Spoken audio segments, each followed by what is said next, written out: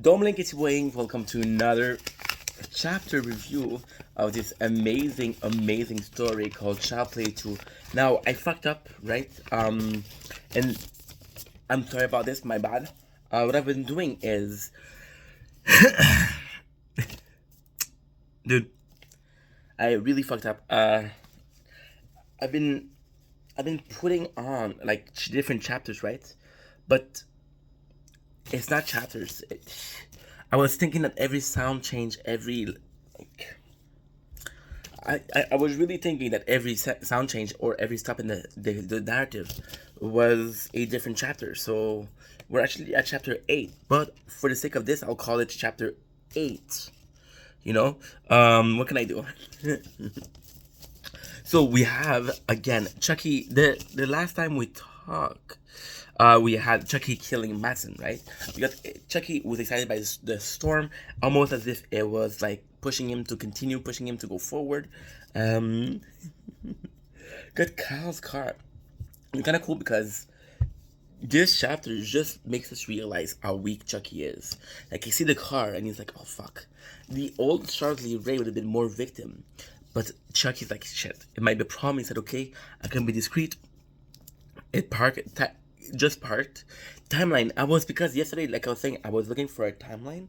And we have this. Now, I'm at chapter 12. This and this. And we didn't really see a timeline yet. There's no clear timeline, so it's really hard, but hey, it's okay. No problem. Fight with a big dog. Now, again, I like that. I like that Chucky keeps referring to himself as being weak because we don't know his strength, and basically the only thing that we know is that it's Charlie Ray, it's Chucky. It's fucking crazy, right? So we're seeing a dog, and it's like, yo, this dog is it's kind of like scary, and it's like, if I had a weapon I could take him on, but right now I can't take it on. But super smart, because Chucky knows that if it was another animal he would realize what it is. If it was another human he would know what it is, but that's a moving doll. It's probably the first he ever saw.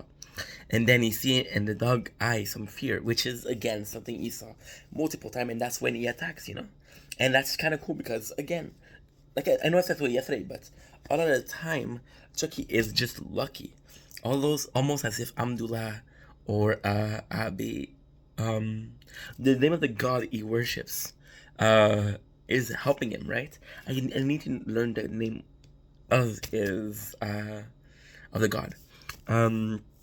We got just big dog. Chuck Week know the dog is afraid. It's funny because he calls the dog a pussy. Now, if you were to say somebody's a pussy nowadays, you get canceled. But then again, it's a old book, so the fact that he calls the dog a pussy. And again, I have to shout out the 80 Slasher podcast, because the way he talks, the way he talks is gonna be doing the entire show in the same voice. But when he goes to Chucky, he changes voice, and that is beautiful because you can tell that he's a fan of Chucky, right? We got the dog is afraid. Okay, it keeps referring to his dull body, which is kind of cool because again, Chucky isn't invincible. He's living in a doll, right? And if you know what's gonna follow, you're like, okay, well, that's super important that he refers to himself as a dull body.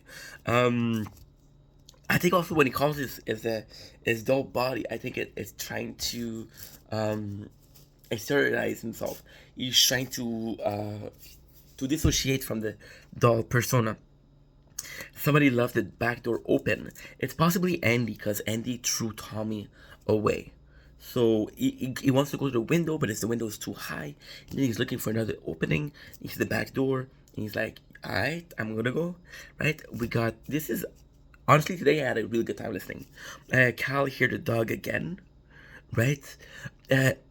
Hearing the dog, because right away, now the chapters are starting to fuse together. So the fact that we have the dog barking, it's not because we know Chucky just fought a dog, right? So the timelines are pretty coinciding, which is again nice, but it's not super precise.